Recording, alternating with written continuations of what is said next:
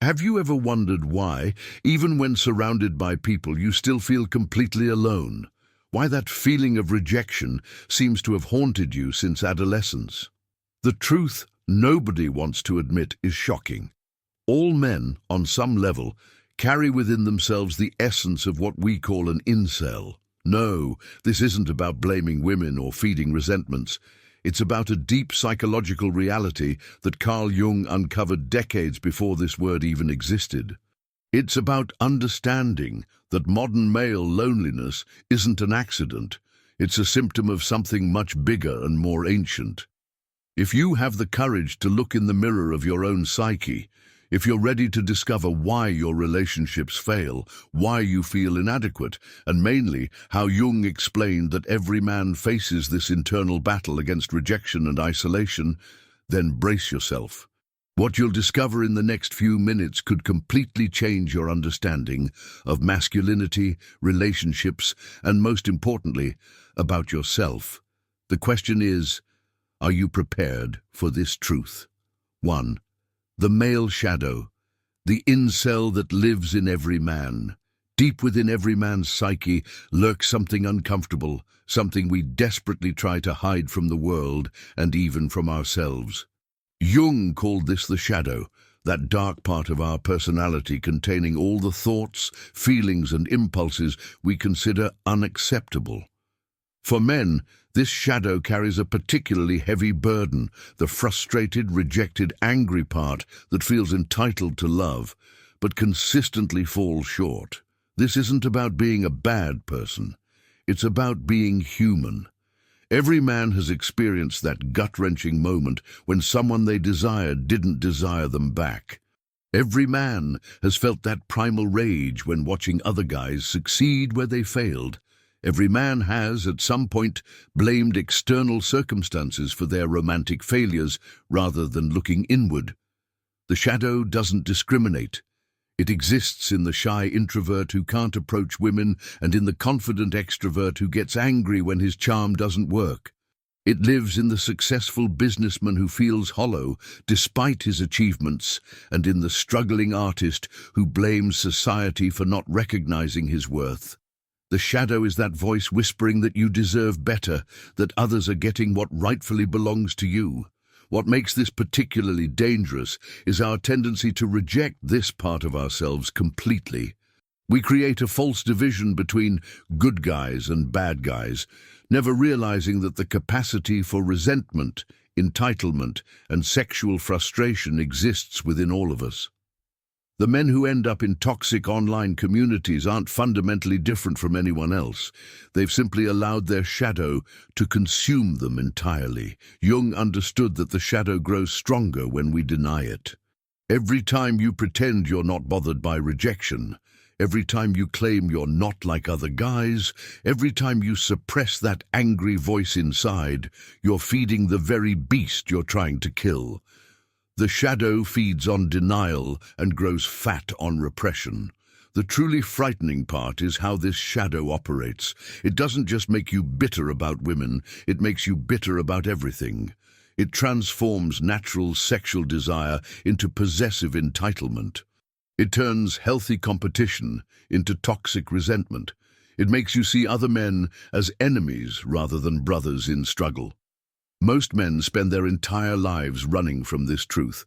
They create elaborate personas, the nice guy, the player, the intellectual, the rebel, anything to avoid confronting the reality that they carry within them, the same frustrated energy that drives the most toxic behaviors. They point fingers at others while remaining blind to their own capacity for the very attitudes they claim to despise. The shadow doesn't care about your political beliefs, your education level, or your social status. It's an equal opportunity destroyer. Liberal men who pride themselves on being feminist allies still feel that flash of anger when their emotional support doesn't lead to physical intimacy. Conservative men who talk about traditional values still struggle with the same feelings of inadequacy and entitlement. This shadow manifests differently in different men, but the core remains the same. A deep, often unconscious belief that romantic and sexual fulfillment should be easier, that other people are getting something you deserve, that the world owes you love and validation. It's the part of you that keeps score, that measures your worth by external validation, that sees relationships as transactions rather than connections. The most dangerous men aren't those who acknowledge their shadow. They're the ones who are completely unconscious of it. They're the ones who have convinced themselves they're completely different from those other guys, while acting out the same patterns in socially acceptable ways. They're the ones who think awareness of the problem makes them immune to it. Understanding this doesn't mean accepting toxic behavior or giving up on growth. It means recognizing that the first step toward becoming a truly integrated man is acknowledging the full spectrum of what lives within you. The shadow isn't your enemy, it's your unacknowledged brother, and until you learn to work with it rather than against it, it will continue to sabotage your relationships and your happiness from the darkness. 2. The wounded animus, when masculinity becomes toxic. Inside every man lives an image of what masculinity should look like, and for most of us, that image is broken from the start. Jung called this internal masculine energy the animus, but in our culture, this energy has been wounded so deeply that it creates more problems than it solves. We're walking around with a damaged blueprint of manhood, trying to build healthy lives on a foundation of toxic expectations. The wounded animus shows up as that voice telling you that real men don't cry, don't ask for help, don't show vulnerability. It's the internal drill sergeant that demands you be strong, successful, and sexually dominant at all times. This isn't natural masculinity. It's masculinity that's been poisoned by centuries of impossible standards and cultural programming. Most men inherit this wounded blueprint without even realizing it. From childhood, we absorb messages about what it means to be a man, and those messages are often contradictory and harmful. Be strong, but not aggressive. Be confident, but not arrogant. Be sensitive, but not weak. Be successful, but don't try too hard. Be desired, but don't appear desperate. These impossible standards create an internal war that never ends. The wounded animus doesn't just affect how we see ourselves, it completely warps how we see women and relationships. When your internal masculine energy is based on domination rather than integration, you start viewing every interaction as a power struggle. You see women as either conquests to be won or threats to be defended against. You can't simply be present with another person because you're too busy trying to maintain an image that was never real to begin with. This wounded energy is what drives men to become bitter when their nice guy act doesn't work. It's what makes men angry when women choose partners who don't fit their logical criteria. It's what creates that entitled feeling that your efforts should automatically result in romantic success. The wounded animus believes that masculinity is something you perform rather than something you embody. What's particularly cruel about this wounded masculinity is how it cuts men off from their own emotional reality.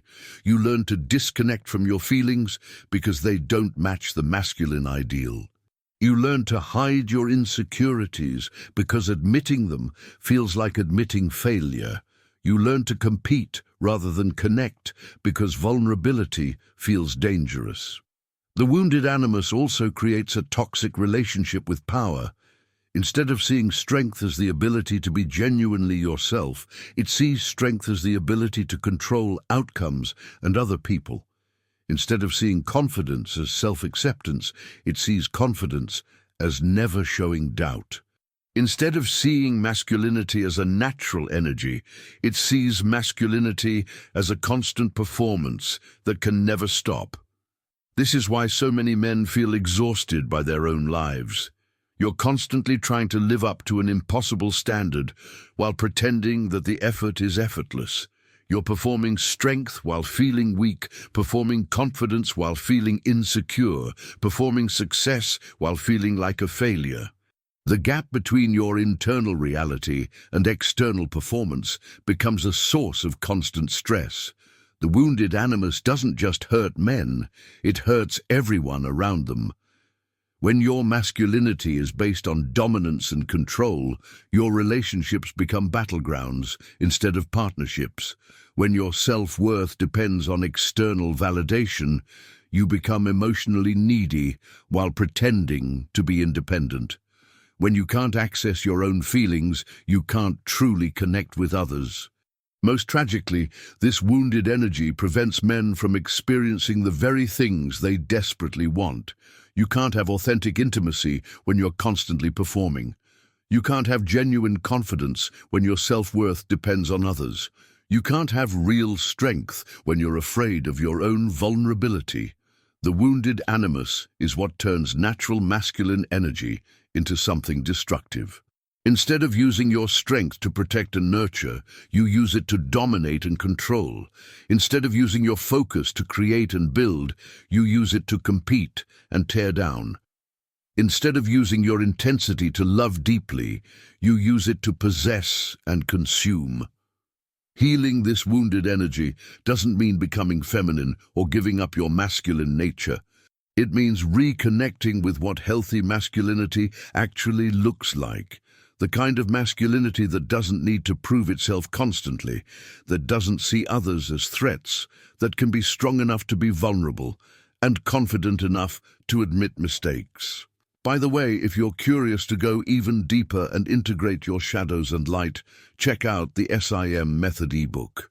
It's a concise guide that can help you unlock your inner power in just 5 minutes a day. The link is in the first pinned comment below. 3. The Mother Complex. How she created generations of lost men. Every man's relationship with women begins with one woman, his mother. And for most men, that relationship created patterns that continue to sabotage their romantic lives decades later. Jung understood that the mother complex, the unconscious emotional patterns formed in early childhood, doesn't just influence how we see our mothers. It shapes how we see all women, all relationships, and ultimately ourselves. The mother complex isn't about blaming mothers for everything wrong in men's lives. Most mothers do their best with the tools they have. But the unconscious patterns formed in those early years create templates that run our adult relationships without us even realizing it. These patterns are so deep, so automatic, that most men spend their entire lives acting them out, while being completely unconscious of what's driving their behavior. For many men, the mother complex creates an impossible double bind with women. On one level, there's an unconscious expectation that women should provide the same unconditional love and care that an ideal mother would provide. On another level, there's resentment toward women for having the power to give or withhold that love. This creates relationships where men are simultaneously needy and hostile, dependent and resentful. The mother complex shows up differently depending on your early experience. Some men develop what Jung called a positive mother complex. They idealize women and relationships, expecting every woman to be the perfect, nurturing mother they either had or wished they had.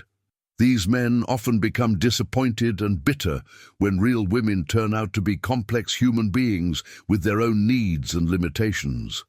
Other men develop a negative mother complex. They become suspicious and resentful of women's power, seeing every woman as potentially manipulative or controlling. These men often struggle with intimacy because they unconsciously expect women to hurt or abandon them. They create self-fulfilling prophecies by pushing away the very connection they desperately want. Perhaps most damaging is when the mother complex creates men who never learned to see women as separate individuals. Instead, they see women as extensions of their own needs and fantasies. They don't fall in love with actual people. They fall in love with their projections of what they think they need. When reality doesn't match their unconscious expectations, they blame the women rather than examining their own patterns. The mother complex also affects how men handle rejection and disappointment in relationships. Men who never learn to deal with maternal disappointment in healthy ways often become emotionally dysregulated when women don't respond the way they want. They might become angry, withdrawn, or manipulative, not because they're bad people, but because they never developed the emotional tools to handle these situations maturely. This complex creates a particularly cruel trap for men seeking romantic relationships. The same unconscious patterns that make them desperate for female approval also make them unattractive to healthy women. Their neediness pushes away the very love they're seeking, creating a cycle of rejection that confirms their worst fears about themselves and relationships.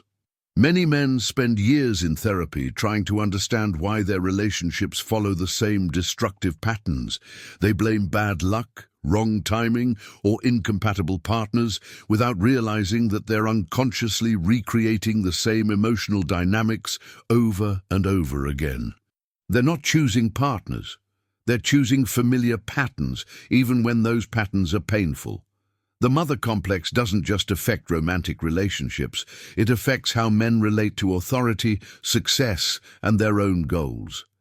Men with unresolved mother complexes often struggle with imposter syndrome, feeling like they need permission to succeed or like their accomplishments don't really belong to them. They might sabotage their own success or become paralyzed by the fear of disappointing others. What makes this particularly challenging is that the mother complex operates largely outside conscious awareness. You don't think, "I'm treating this woman like my mother." Instead, you just feel confused and frustrated when your relationship patterns keep repeating themselves. You might notice that you're attracted to the same type of woman who ultimately treats you poorly, but you can't understand why. The complex also creates unrealistic expectations about what relationships should provide. Men might unconsciously expect their partners to anticipate their needs, soothe their emotions, and provide constant validation, essentially expecting their adult partners to function as idealized mothers. When this doesn't happen, they feel betrayed and abandoned. Breaking free from the mother complex requires developing a conscious relationship with these unconscious patterns. It means learning to see women as separate individuals rather than projections of your own needs. It means taking responsibility for your own emotional regulation instead of expecting others to manage your feelings. Most importantly, it means developing the kind of mature masculinity that doesn't need mothering, but can engage in true partnership with equals. 4. The defeated hero. Why every man feels like a failure. Deep inside every man lives a hero story that never got its proper ending. From childhood, we're fed tales of brave warriors, successful businessmen, romantic champions who win the girl and save the day. But reality has a way of crushing these heroic fantasies, leaving men feeling like failed protagonists in their own lives. This isn't just disappointment. It's a fundamental crack in masculine identity that creates the perfect breeding ground for resentment and bitterness. The hero complex starts early, often before we can even walk. Boys are given action figures, told stories about brave knights, and encouraged to see themselves as future protectors and providers. These aren't necessarily bad things, but they create an unconscious expectation that life should follow a certain script. Work hard, overcome obstacles, win the prize. When real life doesn't cooperate with this narrative, the psychological damage can be devastating. Most men reach adulthood carrying an unconscious belief that they should be further along by now. Whether it's career success, relationship status, financial independence, or social recognition, there's always this nagging feeling that other guys figured out something you missed. You look around and see everyone else apparently winning, while you're still struggling with basic life challenges. This sense of heroic failure doesn't just affect big life goals, it seeps into everyday interactions. When you ask someone out and get rejected, it's not just rejection, it's proof that you're not the hero of your own story. When you don't get the promotion, it's not just a professional setback, it's evidence that you're failing at the fundamental task of masculine success. Every disappointment becomes another piece of evidence that you're not living up to your own heroic potential. The defeated hero manifests differently in different men. Some become bitter and angry, blaming society, women, or circumstances for their failure to achieve the success they feel entitled to. Others become depressed and withdrawn, convinced that they're fundamentally inadequate compared to other men. Still, others become obsessed with self-improvement, constantly trying to transform themselves into the hero they believe they should be. What makes this particularly cruel is how modern society both feeds and punishes the hero complex. Social media shows us constant examples of other people's apparent success, making our own lives look boring and unsuccessful by comparison. Dating apps turn romance into a numbers game where rejection becomes a daily experience. Career pressures demand constant growth and achievement while offering less security and stability than previous generations enjoyed. The defeated hero doesn't just affect how men see themselves, it affects how they relate to others. When you feel like a failed protagonist, everyone else becomes either an enemy to overcome or an audience to impress. You can't just be present with people because you're too busy trying to prove that you're actually the hero you believe you should be. This psychological pattern creates a particularly toxic relationship with women and dating. The hero complex tells you that winning the right woman should be the natural result of being a good man. When this doesn't happen, it feels like the universe itself is broken. You did everything right according to the script. Why didn't you get the expected reward? The defeated hero also struggles with authentic self-acceptance because his entire identity is based on external achievement and recognition. You can't just be yourself because yourself doesn't match the heroic ideal you're trying to live up to. Every interaction becomes a performance designed to convince others and yourself that you're actually the successful, confident man you think you should be. Perhaps most tragically, the defeated hero prevents men from appreciating the actual victories and successes in their lives. Because nothing measures up to the grandiose, heroic fantasy, real accomplishments feel hollow and meaningless. You might have good friends, interesting hobbies, decent health, and meaningful work, but none of it counts because it doesn't match the epic success story you expected to be living.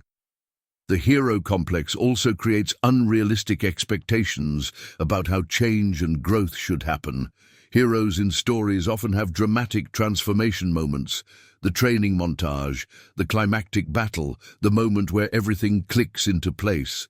Real personal development is much slower and less dramatic, which makes it feel like nothing is really happening, even when significant progress is being made. Breaking free from the defeated hero requires letting go of the narrative that your life should look a certain way by a certain age. It means accepting that real masculinity isn't about being the hero of some grand story. It's about being present, authentic, and engaged with your actual life rather than the fantasy version you think you should be living.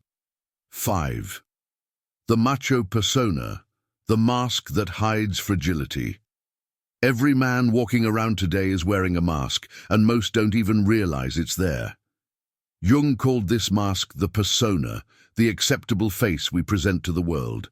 For men, this persona usually involves some version of being tough, confident, successful, and emotionally invulnerable.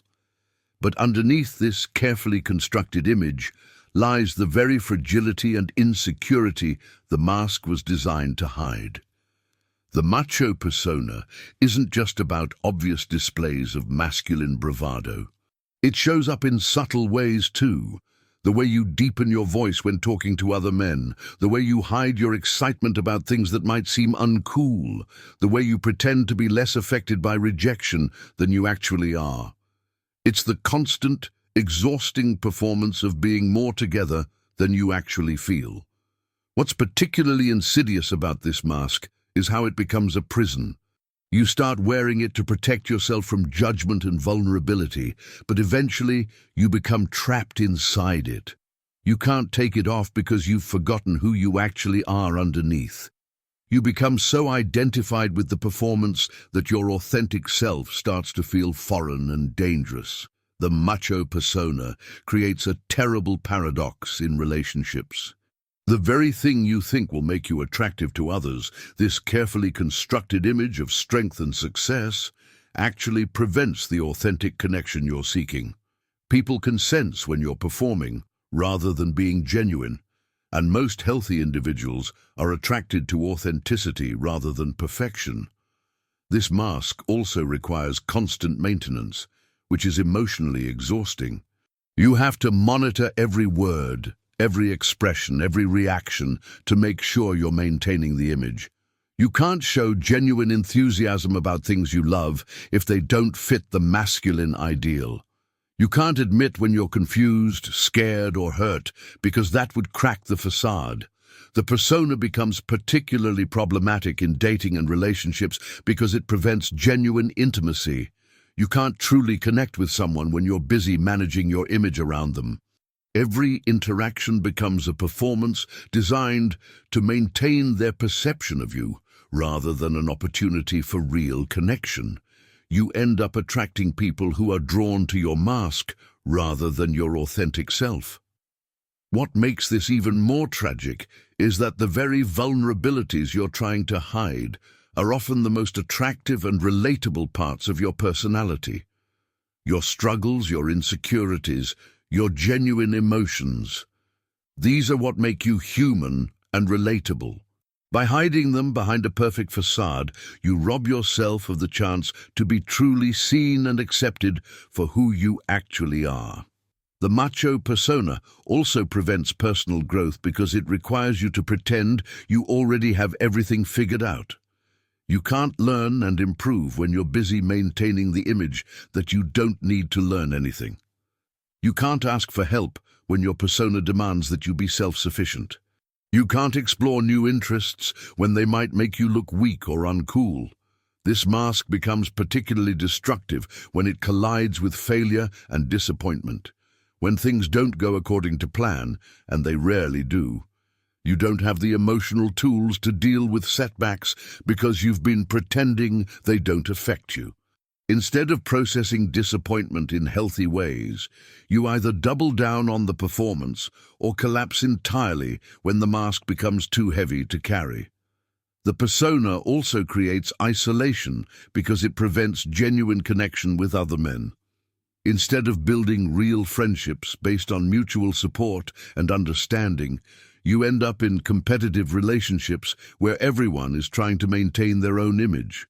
You miss out on the brotherhood and support that could help you navigate life's challenges because everyone is too busy performing strength to admit they need help. Perhaps most damaging is how the macho persona affects your relationship with your own emotions. You learn to suppress, ignore, or distort your feelings to maintain the image. You become disconnected from your own inner life, which makes it impossible to make authentic decisions or form genuine connections. You start living your entire life based on what looks good rather than what actually feels right.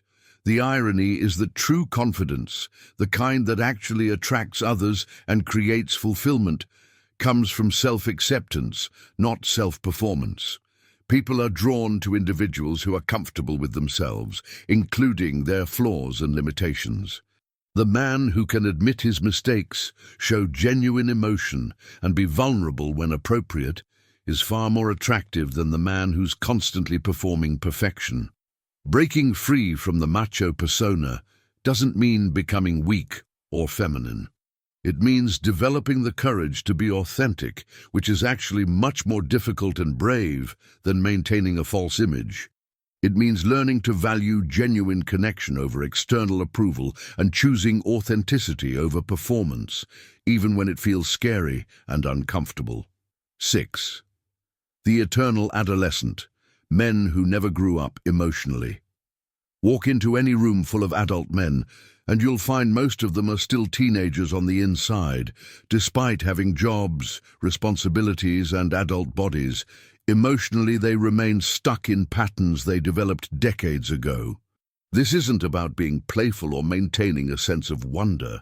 This is about men who never learned to handle adult emotions, relationships, and responsibilities in mature ways. The eternal adolescent shows up in countless ways that most men don't even recognize. It's the 40-year-old who still gets defensive when criticized, reacting like a teenager being scolded by parents. It's the grown man who can't handle being told no without feeling personally attacked. It's the adult who still organizes his entire identity around being cool, accepted, or impressive to others. This emotional stunting often begins with well-meaning parents who protected their sons from disappointment, failure, and emotional discomfort. Instead of learning to navigate complex feelings and situations, many boys learn to avoid them entirely. They reached physical adulthood without developing the emotional skills necessary to handle adult challenges and relationships. The eternal adolescent approaches relationships with the emotional tools of a teenager. When someone doesn't respond to their texts immediately, they create dramatic stories about what it means. When they're rejected romantically, they either become devastated or angry rather than simply disappointed. They expect relationships to provide the same kind of validation and security they sought from parents, without understanding that adult relationships require emotional give and take. What's particularly damaging about this pattern is how it affects a man's ability to handle disappointment and setbacks. Adolescents typically respond to problems with either explosive emotion or complete withdrawal. They haven't yet developed the emotional regulation skills to stay present with difficult feelings while continuing to function effectively. Adult men stuck in this pattern often sabotage their own success because they can't handle the emotional discomfort that comes with growth and challenge. The eternal adolescent also struggles with taking genuine responsibility for his life and choices. Like a teenager, he's always looking for someone else to blame when things go wrong. It's his boss's fault he didn't get promoted, his ex's fault the relationship ended, society's fault he can't find love. This external focus prevents the self-reflection and personal growth necessary for real maturity. In dating and relationships, this emotional immaturity creates particularly problematic patterns. The eternal adolescent often falls into what feels like love, but is actually just intense need and projection. He doesn't love the actual person. He loves how they make him feel about himself. When that feeling changes or becomes complicated, he doesn't have the emotional tools to work through the complexity. This pattern also shows up in how men handle conflict and disagreement. Instead of being able to discuss problems calmly and work toward solutions, the eternal adolescent either explodes in anger or shuts down completely. He hasn't learned that conflict is a normal part of relationships that can actually bring people closer together when handled maturely.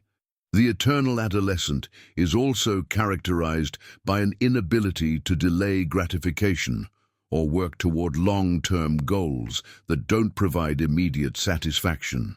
Like a teenager, he wants what he wants when he wants it. This shows up in everything from career development to relationship building.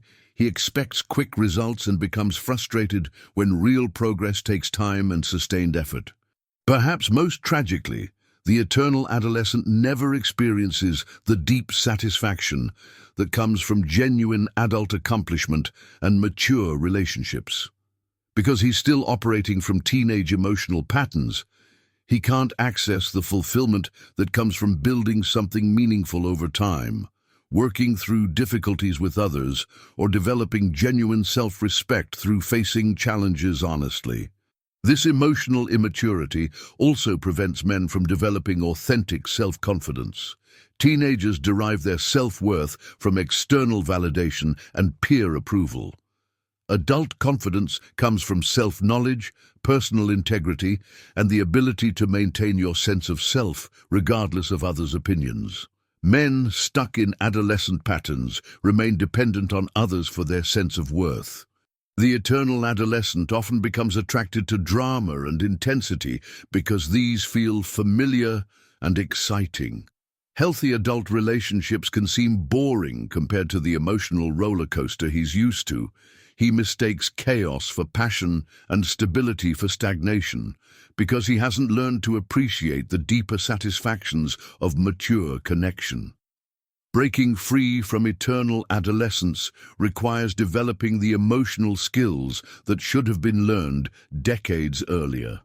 This means learning to regulate your emotions without suppressing them, to handle disappointment without becoming devastated, to take responsibility without becoming defensive, and to build relationships based on genuine care rather than neediness and projection. 7. The projected anima, why we idealize and then hate women. Every man carries within his unconscious mind an image of the perfect woman, not a real person, but a psychological construction Jung called the anima. This internal feminine figure represents everything a man thinks he needs to feel complete: beauty, nurturing, understanding, and validation. The problem is that most men spend their entire lives projecting this fantasy onto real women, creating a cycle of idealization followed by devastating disappointment and resentment. The anima projection starts innocently enough. You meet someone who triggers something deep in your psyche. Maybe it's her smile, her laugh, or simply the way she makes you feel about yourself. Suddenly, you're not seeing her as she actually is. Instead, you're seeing her as the embodiment of everything you've been missing in your life. She becomes the solution to all your problems, the key to your happiness, the missing piece of your puzzle. This projection feels incredible at first. Everything about her seems perfect, magical, destined. You interpret her smallest gestures as signs of deep connection. You read profound meaning into casual conversations. You convince yourself that she understands you in ways no one ever has, even though you barely know her. This isn't love, it's psychological projection, but it feels more intense than anything you've ever experienced. The cruel reality is that no human being can live up to the anima projection. Real women are complex individuals with their own needs, flaws, moods, and limitations. They have bad days, personal struggles, and priorities that don't revolve around making you feel complete.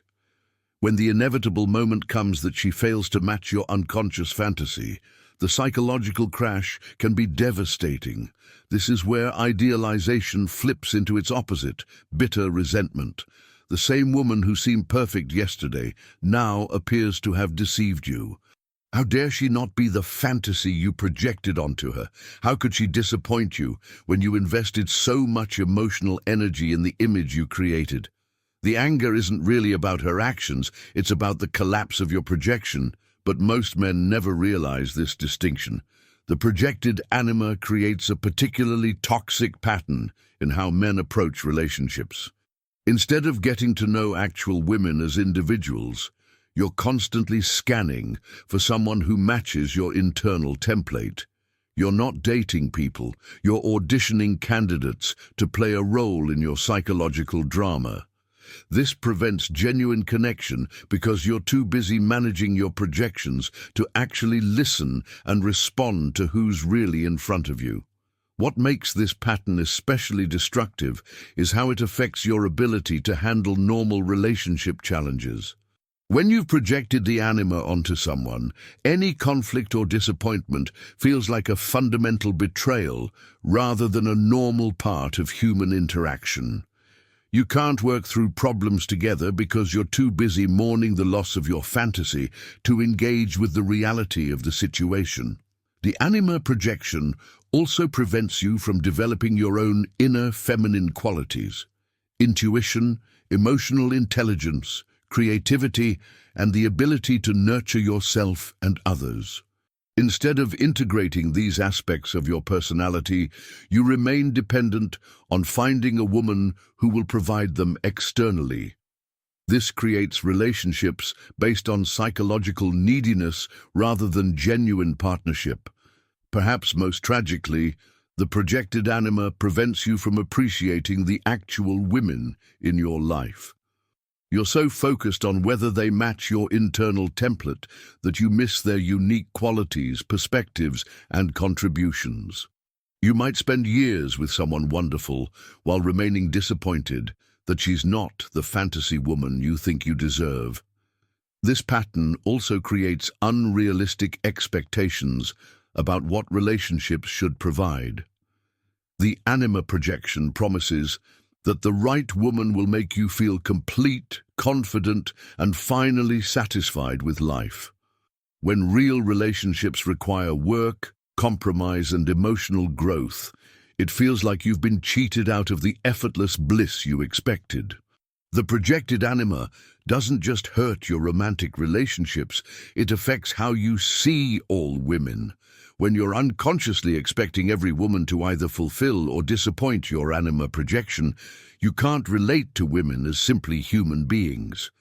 Colleagues become either potential romantic targets or sources of frustration.